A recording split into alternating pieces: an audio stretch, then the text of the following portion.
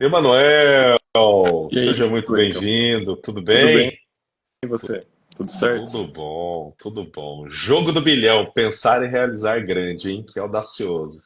Você vai contar para nós aí de quando que surgiu essa ideia.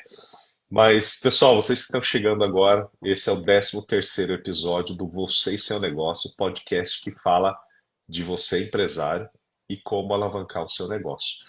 E hoje temos Emanuel Zamparoni. Obrigado por estar aqui com a gente.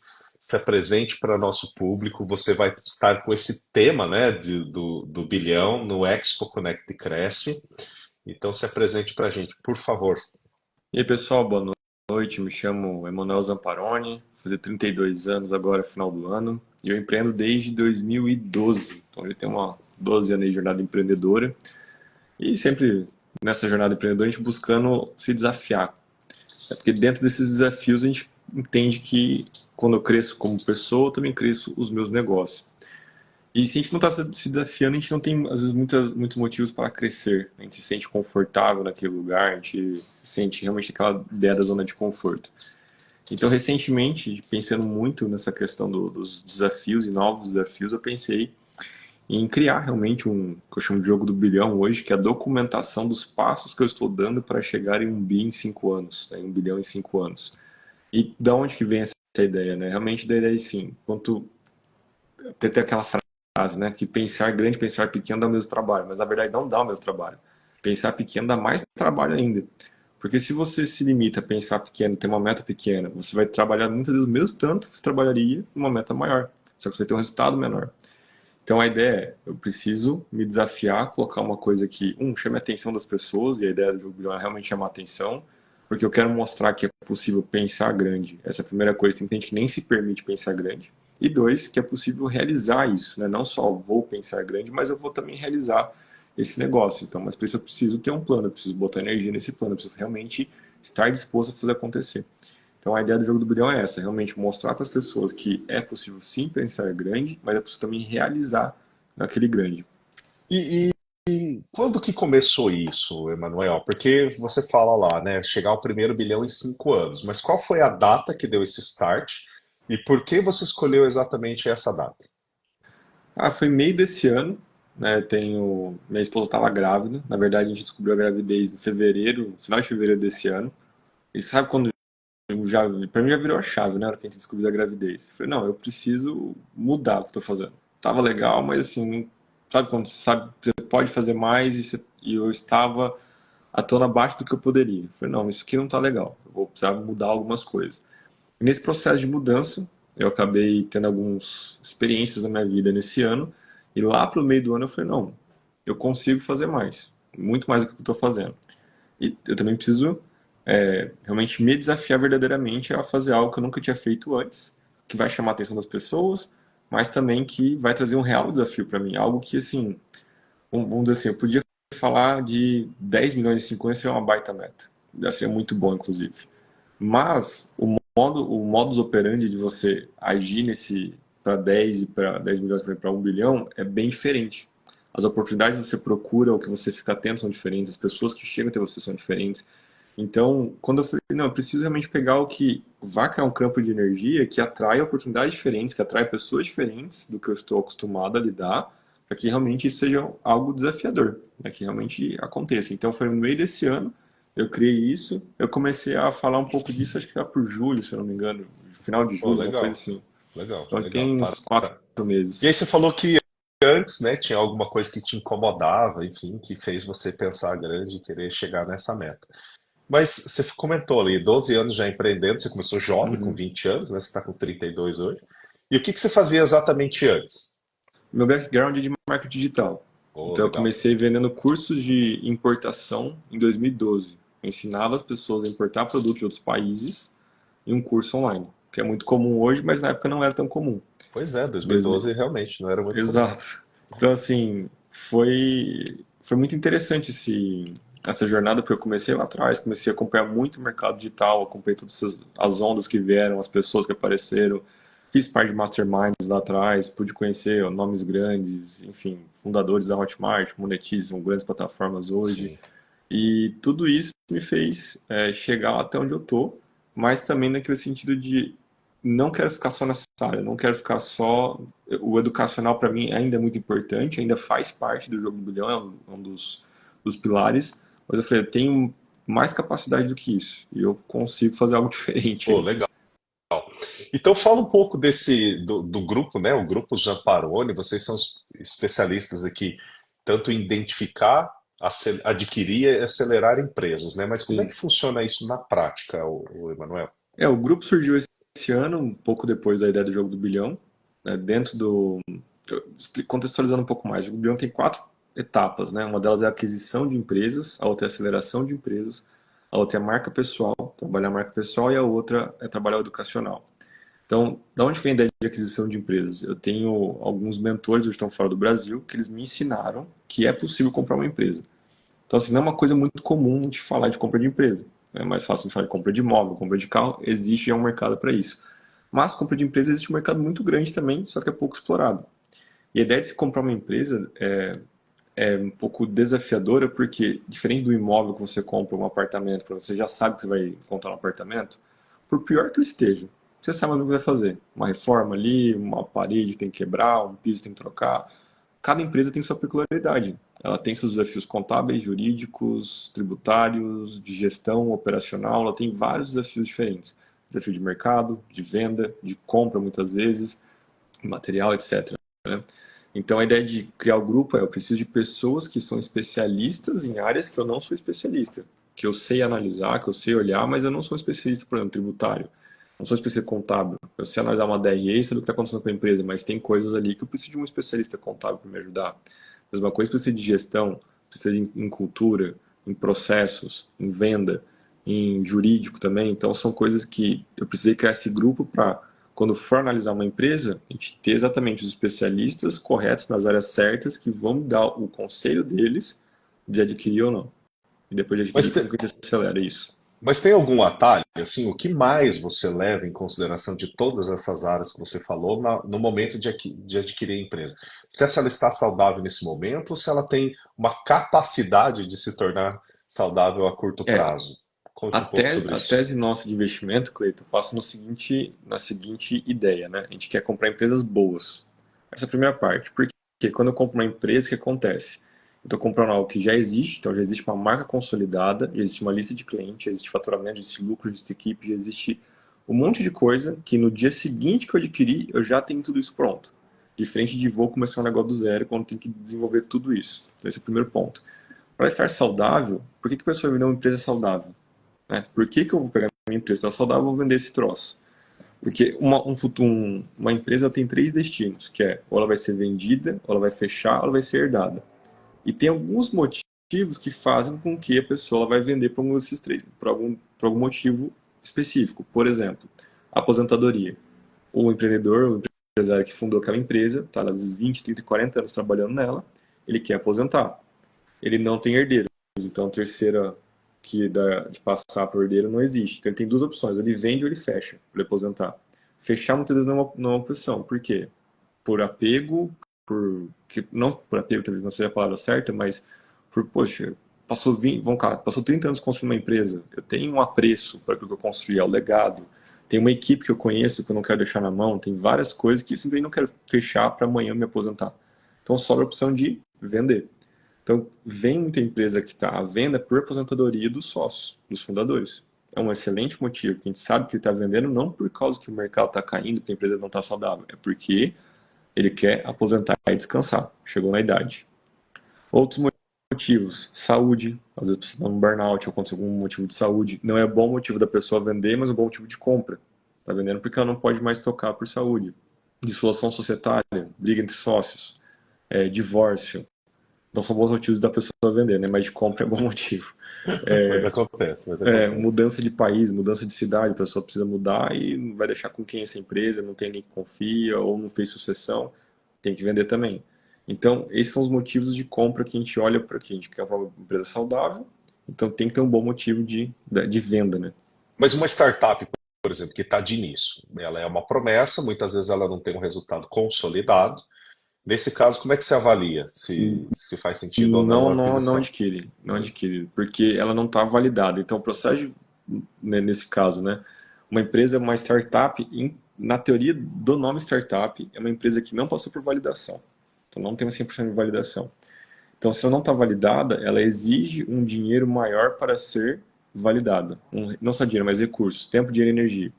E uma empresa que já tem ali seus 7, 10, 15, 20 anos de mercado, ela já passou por validações, não só de mercado, mas de crise, de várias crises, na verdade, que ela já passou.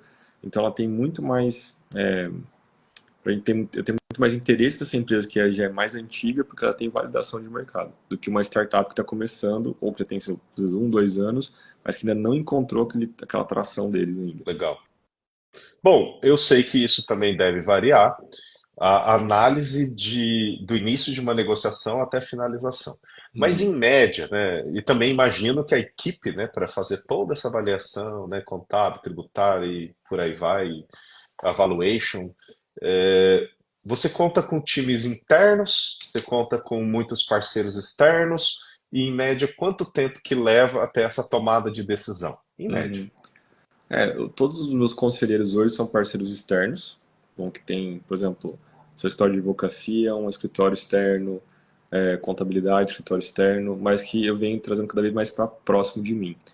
Via de regra, não tem uma regra, né, quanto tempo demora, mas assim, um bom tempo de aquisição para tomada de decisão, não de aquisição final, né, finalizar toda a aquisição, mas um bom tempo são 3 meses, onde normalmente passa um mês negociando, um mês e meio negociando e um mês e meio de diligência. Ou seja, a pessoa está pedindo um valor. Vamos supor que ela está pedindo 1 milhão na empresa dela. Esse 1 milhão tem base, igual você falou no valuation. Qual que é a base que chegou no 1 milhão? Cada um tem a sua base, né? Tem o fluxo de caixa descontado, tem múltiplo de EBITDA. Vamos supor que ela pega o múltiplo do lucro dela. Vamos supor, ela faz 200 mil no ano na empresa, então ela pegou o múltiplo de 5. 200 mil vezes 5, 1 milhão está pedindo. Beleza. Agora, vamos saber se é verdade que ela faz 200 mil no ano? Então ela precisa mandar a documentação para saber se, né, para a gente ver a documentação DRE, DRG, balancete, balanço, etc., se ela realmente faz 200 mil de lucro no ano. Esse é um ponto. Agora, o contador pode colocar qualquer número na tabela. Então depois a gente tem que analisar extrato bancário. O número da tabela bate com o extrato bancário, não bate, o que é essa. Então, processo de diligência. Aí vai fazendo. Então, a gente tem um tempo legal, 90 dias para negociação, 90 dias para diligência, via de regra é ok, dá para se trabalhar. Claro que tem suas exceções, às vezes vai mais rápido, às vezes vai mais demorado, para depois da assinatura do contrato de compra e começar realmente a transição, aí que vai em alguns meses ali ainda de transição. Legal. Aí comprou. Bom, adquiriu. Agora vamos acelerar, que você quer melhorar o resultado dessa empresa, seja para revendê-la ou, né, potencializar o ganho para você mesmo. E aí você também muitas vezes precisa contar, né, com a pessoa para estar lá nessa passagem de bastão e às vezes trazer alguém externo, né, Sim. porque você também não vai, né, dar braço para tudo. E aí, existe essa equipe preparada já para que é de aceleração da A empresa? equipe de transição, normalmente, quem está no meu conselho, que são dos conselheiros, vão participar da equipe de transição. Hum, É a equipe inicial. Cada empresa vai ter sua peculiaridade, igual eu te falei no começo. Não é igual o imóvel que a gente tem já tá. estratégia para fazer em cada um. Então, por exemplo, vai ter empresa que a gente precisa contratar um CEO. Precisa para mercado, CEO daquela área, às vezes vai trazer para aquela cidade, enfim, vai ter que ter transição de cidade, começa o processo de entrevista, recrutamento de entrevista para trazer aquela pessoa. Eu não quero, por exemplo, ficar comprando empresa para eu trabalhar nela. Não quero comprar um emprego para mim. Então, eu vou comprar uma empresa que eu consigo colocar uma equipe de gestão minha, e essa gestão vai ser feita por pessoas normalmente que eu tenho que buscar em mercado. Um CEO, né, o diretor de operações, o diretor financeiro. Então são empresas que eu vou precisar muitas vezes buscar. A de transição ela fica mais pronta por estar no conselho, mas depois, para transicionar mesmo, pessoas de fora que eu vou ter que contratar. Que vai ser a mesma coisa, uma transição do vendedor para mim, para aprender como funciona aquela empresa, e para mim, do vendedor para algum CEO que eu contrate. Então vai ser a mesma coisa. Eu já passo para ele e ele reporta para mim. Quando fica com uma cadeia de comando assim bem definida, né? Pô, legal, hein? Bom, tem uma pergunta que veio da internet aqui quando eu comentei sobre sobre sua meta, né? E eles ficaram aqui me questionando de qual que é, na sua opinião, a importância do network nessa Uhum. escalada dos negócios. Porque algumas empresas que você fica sabendo, né, Sim. que podem ser adquiridas, muitas vezes. né, a pessoa não anuncia em qualquer lugar isso. Você precisa saber, né, às vezes de terceiros, de relacionamento, por aí vai. Bom, como que é o networking na sua vida e nos negócios? É extremamente importante a gente olhar para o networking dentro disso, em qualquer meta, na verdade, qualquer meta. Eu tenho uma frase para mim que é assim: a gente está a uma conexão daquela meta que a gente tem ou de um próximo nível de negócio, um próximo nível de vida. Às vezes você conecta com uma nova pessoa, aquela pessoa transforma por completo aquilo que você está fazendo. Uma só. Não precisa de 10, não. Uma só. Então, dentro do jogo do bilhão, o network ele não é um pilar exatamente, né, igual eu falei dos quatro, mas ele é algo que está ali presente. Então, por exemplo, hoje todos os meus conselheiros vieram de network que eu acabei fazendo ao longo do tempo. Não foram pessoas que eu estudei lá atrás. Não, foram pessoas que apareceram conforme eu fui trabalhando, fui participando de eventos, participando de grupos de network, fui conhecendo essas pessoas. Tem uma empresa que a gente está negociando hoje, que ela veio de network também. Posso falar, não estava anunciada. Não estava nem anunciada, ela estava. Mas o cara sabia, ele acabou trazendo até mim, porque eu comentei que comprava empresa. Então, o network ele é muito importante por conta disso. Ele acelera, ele impulsiona todo esse processo, porque uma conexão pode mudar completamente o jogo que está jogando hoje. E aqui, né, uma pessoa falou boa noite para nós, que é o Ramon Fôlego, né? Uhum. Ele é meu sócio ali nesse evento do Expo Connect, onde você vai estar palestrando conosco. E recentemente ele esteve numa reunião de networking com você, né? De Sim. onde você conheceu o Ramon? Cara, o Ramon foi indicação de um sócio meu. Ele apareceu em nos nossos jantares, né? E recentemente ele foi em outro jantar nosso ali da confraria. Então ele tá presente ali em alguns jantares. Ah, o Ramon é sensacional, esse cara. E o Cássio Koga, que aqui está também, nos deu boa noite. Ele é padrinho do meu filho de batismo, meu padrinho de Legal. casamento. Eu sou padrinho de casamento dele. Nós falamos, né, e conversamos e debatemos muito sobre a questão de sucessão empresarial, né? Então temos o seguro de vida ali da Prudential como uma ferramenta, né, que é Uhum. também utilizada nesse quesito. E você conhece o Cássio de algum lugar também? De onde veio essa amizade com o Cássio? Ah, conheço de praticamente de vista. Também já foi algum dos jantares que a gente faz. Acho que foi um ou dois jantares, eu não lembro se foi em dois ou um. Um eu tenho certeza que foi. E me fala um pouco desse jantar em específico. Acho que você deve estar citando o Confraria 83, né? Isso. Que é eu poderia dizer que é um produto dentro do seu grupo? Seria isso? É, não deixa de ser, né? Ele é um braço de networking que pode ser sim considerado do grupo ali, que é importante para nós. Então surgiu de uma iniciativa minha com o Pedro, a gente falou, cara, vamos fazer um churrasco entre amigos aqui, né? Já tinha feito, na verdade, dois jantares de networking em Londrina, final do ano passado, começo desse ano, com outras pessoas. Por coincidência, as pessoas, uma já não era de Londrina, era de São Paulo, o outro sócio, a outra sócia, na verdade, acabou mudando para Curitiba, logo depois do segundo jantar. E eu falei, meu, não faz sentido, né? Eu fazer jantar network em Londrina, que é network regional, com duas pessoas de fora, só eu que vou aproveitar, eles não vão aproveitar, eles não estão aqui, né? Então acabou deixando de lado a ideia, depois acabei reencontrando o Pedro, a gente acabou falando, vamos fazer um teste aqui. Acabamos chamando um pessoal que a gente já conhecia, fizemos um churrasco inicial ali para confraternizar, fazer um network negócio aqui. E acabou que a gente viu que tinha uma demanda, né? As pessoas gostaram, não é muito comum isso, né? Aliás, está se tornando cada vez mais comum, mas em Londrina especificamente, não é tão normal ter eventos de network, né? Eu tenho um amigo meu, que hoje não está mais em Londrina, está em Brasília, mas na época eu conheci ele em São Paulo e ele morando em Londrina. Morava perto de mim, acho que inclusive. Só que a gente teve que se conhecer em São Paulo no evento para ficar amigo aqui, né? Então, a gente fala, não, Londrina precisa de eventos cada vez maiores e melhores de network, igual que vai ter no sábado. Porque esse tipo de evento faz com que as pessoas vão lá, se encontrem e falem, olha, tem outras pessoas igual a mim, similares, pensam parecido, que a gente pode fazer negócio, a gente pode ter uma parceria. E eventos assim são importantes, né? Com certeza.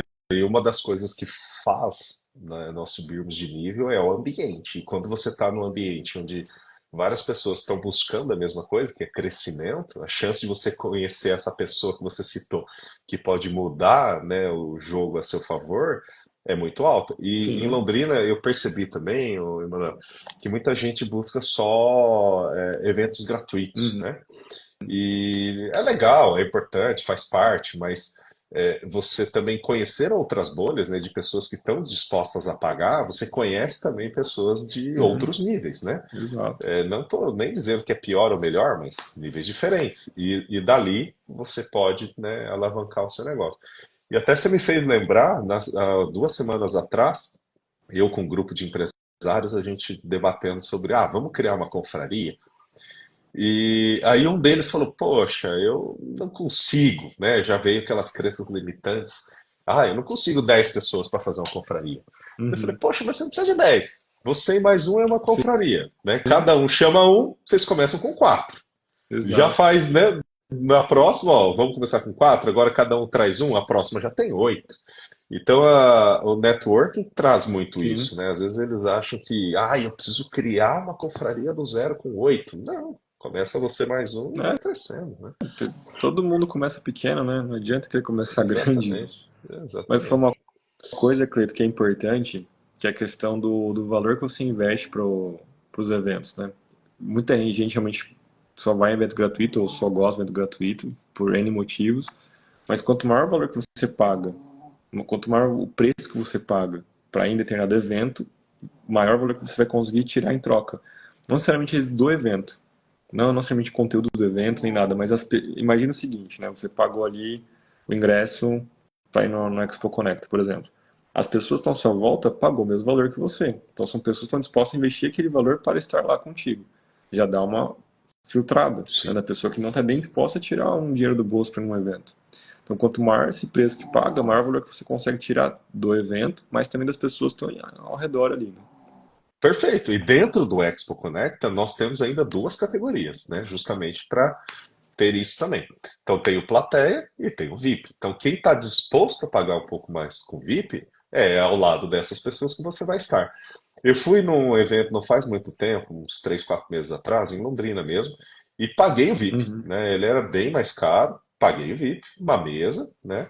Na minha mesa sentaram o Ramon Fôlego e o André Tsukamoto, e nós debatendo sobre Uhum. networking, né? O que fazer, enfim. E de lá surgiu de termos hoje uma empresa. Ah, Então nasceu eu não numa conhecia reunião de eles então network, antes. e hoje nós temos um negócio. Um negócio Ah, mesmo, com legal. CNPJ lá travado, não é parceria, não. E esse Expo Connect e Cresce está nascendo desse negócio, né? Sim. Que hoje somos em 4. Então, olha isso, né? Numa reunião de network. Agora, será que se eu não estivesse no VIP, eu estaria aqui hoje, né? Falando que eu tenho essa É, empresa? Acho que não, né? dificilmente, né? Dificilmente. Dificilmente. Bom, você também comentou que educação é um dos pilares fundamentais aí do Grupo Zamparo, né? Mas eu queria saber, assim, quais áreas da educação exatamente você atinge e ajuda o empresário? Uhum. Duas áreas, empreendedorismo e desenvolvimento pessoal. Então, assim, ajudar a pessoa a empreender, né, a dar as ferramentas para ela empreender, não necessariamente do zero, mas ela ter o negócio dela e crescer aquele negócio. Então, tem N ferramentas diferentes. Como esse meu background é de marketing digital, então, saber marketing e vendas. Marketing e vendas acelera qualquer empresa, né? Você vai vender mais, beleza. Já é um passo para você acelerar. Né? Depois você vai falar de gestão, depois vai falar de processos e tudo mais, mas não adianta ter gestão e processo e não vende, né? Vai gerir o quê, né? Então, assim, ajudar com marketing e vendas, via de regra, vai ajudar a pessoa a empreender melhor, além dos pontos. E desenvolvimento pessoal. Então, quanto mais a pessoa se desenvolve, quanto mais o empreendedor desenvolve ele, mais ele vai conseguir crescer outros negócios. Então, isso eu aprendi muito atrás, assim, que é realmente assim, a importância de que quanto mais eu cresço, mais meus negócios crescem. Eles nunca vão ser maior do que eu, porque Perfeito. eles vão bater na minha limitação. Assim, minha Pablo mente está Marçal. aqui. Hã? Isso veio do Pablo Marçal, não é? Ou não? Então, já sabia antes, né? Eu É. já pensava dessa forma antes, depois eu acabei tendo até um relacionamento próximo ali com ele e reforçou essa ideia. Mas eu já pensava muito disso, porque assim, não tem como a gente realmente, o empreendedor, com a mentalidade dele, ele vai segurar muito o crescimento do negócio. Isso é bem claro. Então, o negócio está limitado à mente daquele fundador, daquele sócio, então trabalhar sempre as duas coisas, tanto o desenvolvimento pessoal quanto o empreendedorismo. O conhecimento você carrega. Se der Uhum. errado, você aprende com isso. e na teoria você não erra mais e sobe de nível. Agora depende muito de como você lida com o erro, né? Tem gente que simplesmente fica com medo e não sai da toca. Então é muito do que você encara, Sim, de como você encara. E se você realmente consegue ajudar nessa questão de desenvolvimento pessoal, faz o quê? Com que a pessoa sempre olhe, né, pelo lado do crescimento. exato. Interessante. E aí você falou também que apoia na questão do empreendedorismo. Mas, por exemplo, se eu sou um cara CLT, estou trabalhando lá numa multinacional, nem sei ainda se eu vou ser ou não empreendedorismo, você apoia esse cara também nessa transição de nem tem uma Já, empresa ou não, não? não, já, antigamente já apoiei mais, né? Hoje eu já vejo que não é o público que eu consigo ajudar mais. Tá, Então eu já prefiro trabalhar com quem já tem empresa, com já está empreendendo, já tem algum resultado e precisa melhorar esse resultado. Quem está o caminho do zero para um, assim, o caminho do zero para um, do um para 10. O zero para um é hum, extremamente mais difícil do que do um para 10. Porque tem que, entendi. enfim, É um, tem bastante é coisa. um outro rompimento que tem que ocorrer, né? Você já Isso, pega aquele que já está no processo de, já decidi que era acelerar. Né? É isso, assim que eu estou exato. entendendo.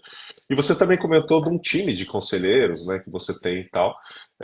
Mas quais áreas de uma empresa ou nichos que você atende? Ou não existe isso? Você consegue comprar qualquer empresa de qualquer nicho, desde industrial, comercial, construção, tecnologia, ou não? Você fica focado aí num ramo, numa área específica.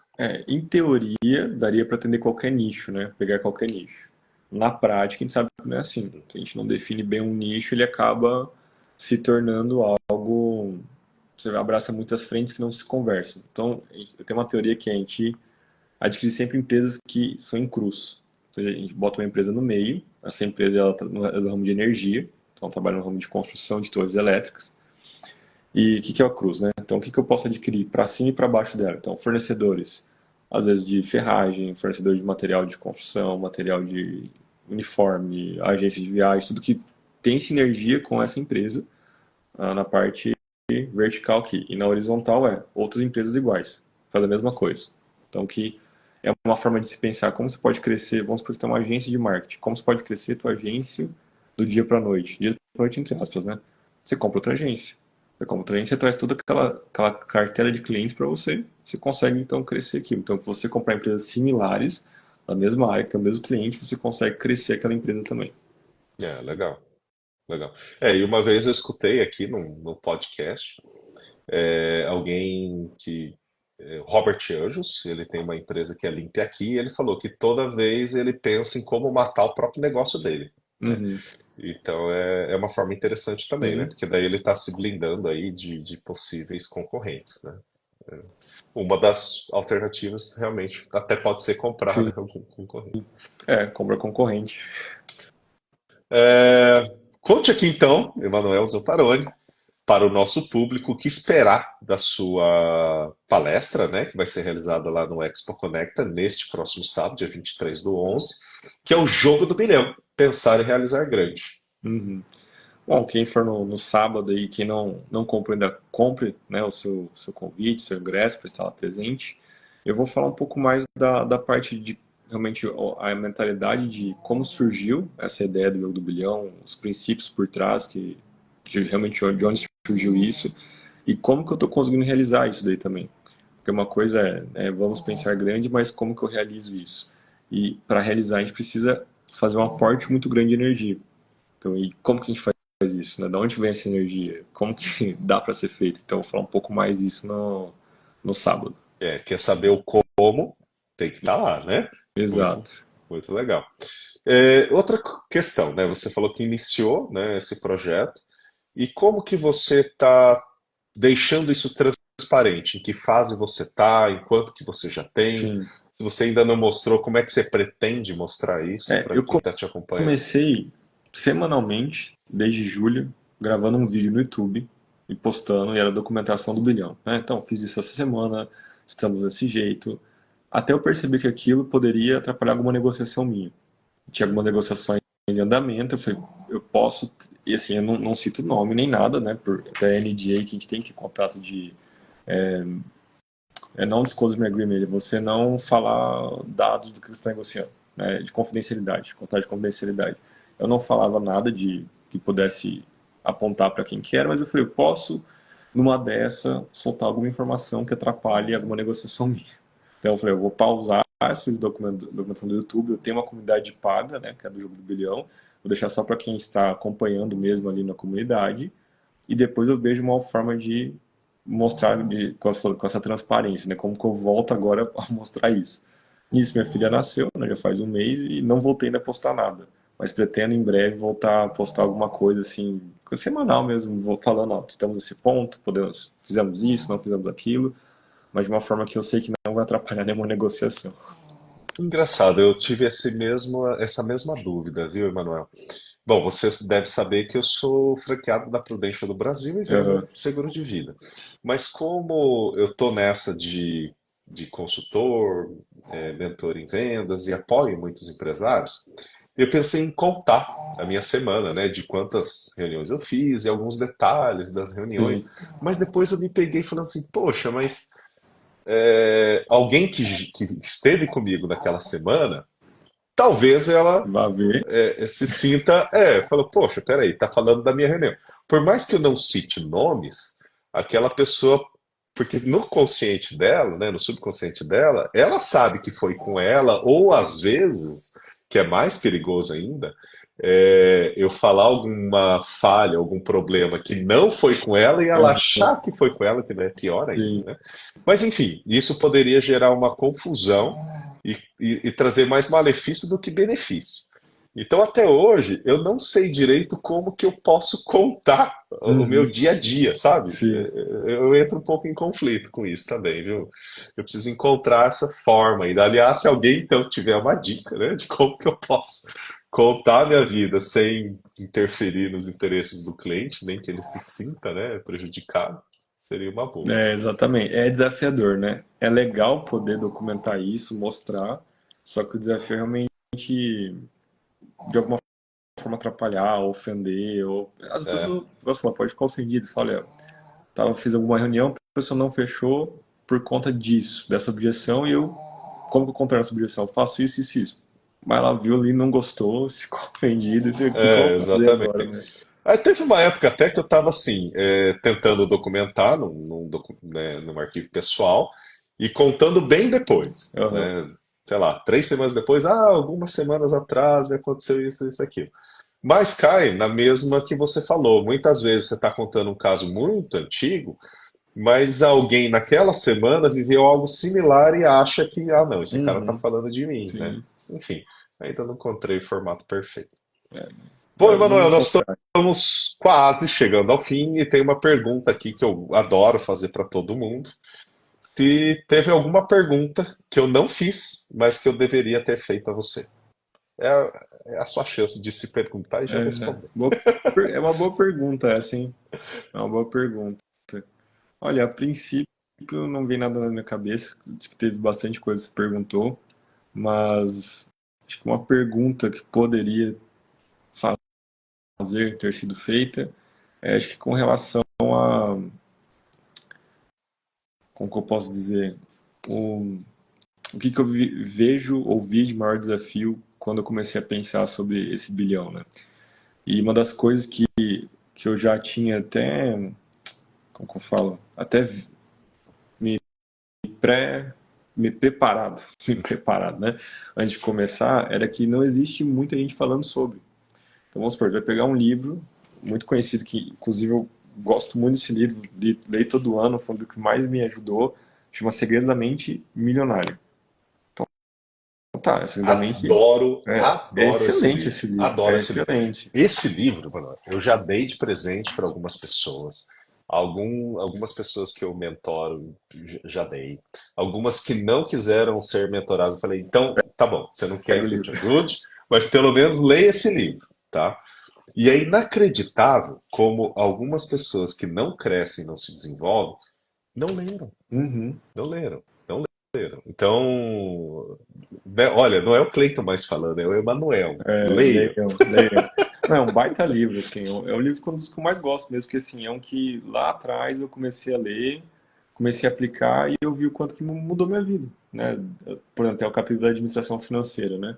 Eu lembro de pegar dinheiro num cofrinho que eu tinha de moeda, que eu não tinha outro dinheiro na minha vida ali, já não era criança, né? Já era um jovem adulto, mas não tinha dinheiro nenhum. E fazer aquela administração que me ensinava com moeda. Eu não tinha outro dinheiro para fazer. E eu continuei fazendo e aquilo foi crescendo, né? Mas o exemplo que estava dando não tem os segredos da mente bilionária, né? Não tem como que a gente pensa nesse bilhão. É diferente o jeito de pensar.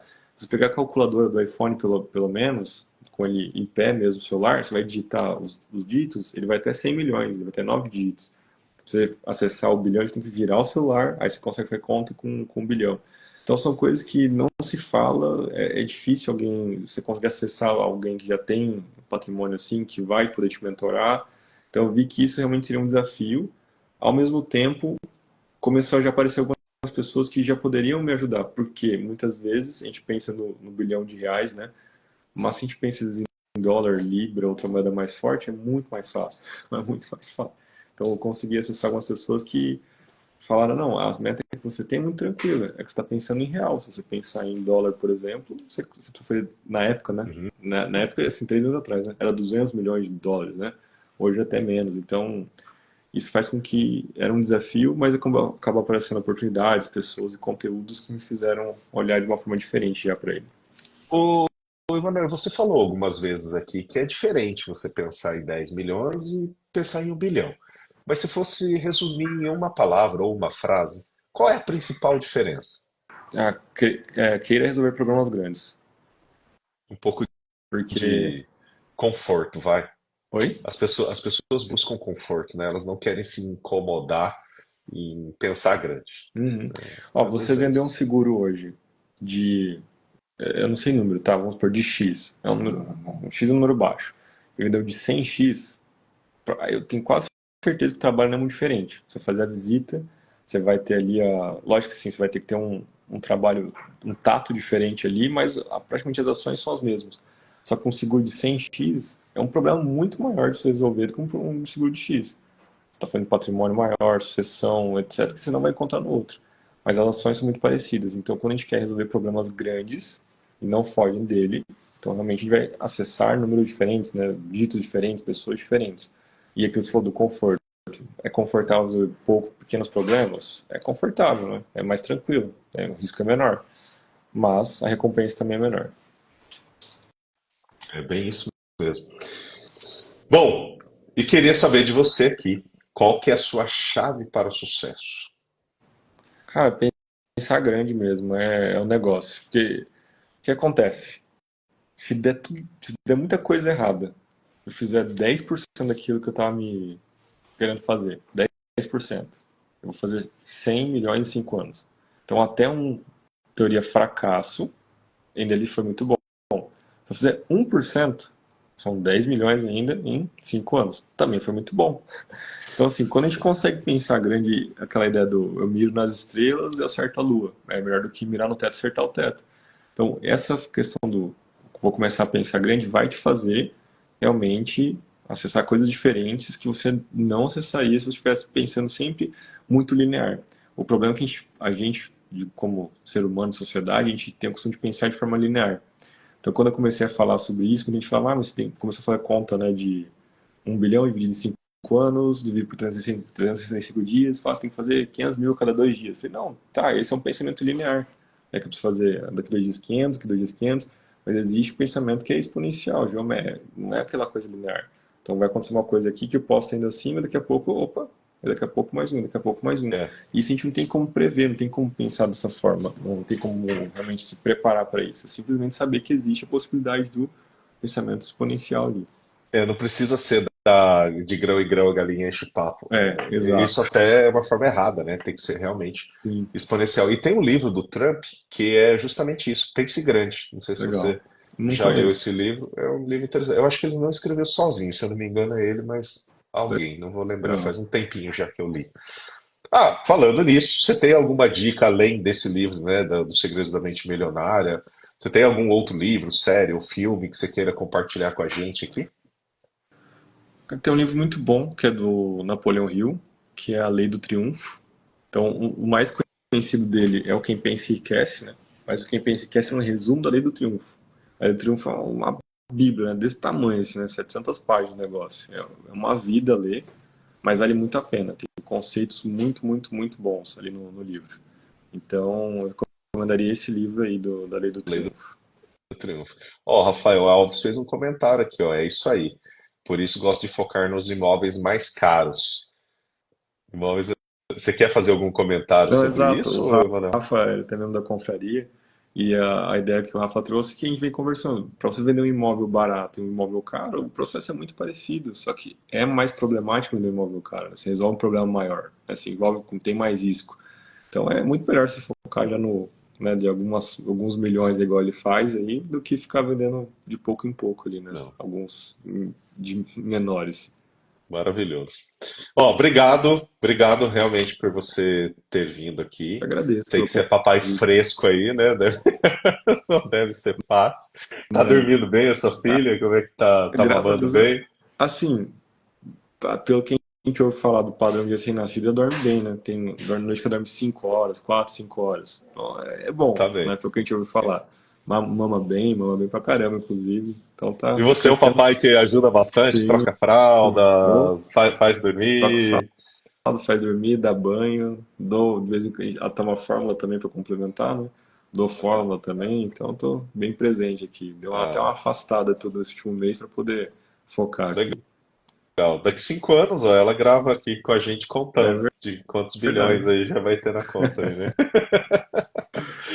Emanuel, Exato. brigadão mesmo. Nós vamos nos ver sábado novamente. Espero que você consiga estar lá para assistir a minha palestra, né? E eu vou estar com certeza para assistir a sua, né? Eu sou de manhã, você é à tarde. Perfeito. Fechou? Obrigado, meu Fechou. amigo. Agradeço Mensagem final aí? pelo convite. A mensagem final é realmente ouse pensar grande, né? Se desafie. Não fique confortável com aquele pensamento pequeno. E muitas vezes as pessoas nem se permitem pensar grande. Então se permita, não fica se justificando, não fica criticando, não fica pensando se é possível ou não. Pensa, depois você vai atrás do como vai acontecer e se permita realmente pensar grande, pensar bem fora da caixa e que você colher excelentes resultados na sua vida. E quando põe energia, o negócio vem, Exato, gente. É isso aí. Você pode exato, pedir a coisa certa ou errada. Vai acontecer de qualquer jeito. exatamente. Então saiba pedir. É isso mesmo. Pense grande. Valeu, Então, até a próxima, meu rei. Um até, um abraço. abraço.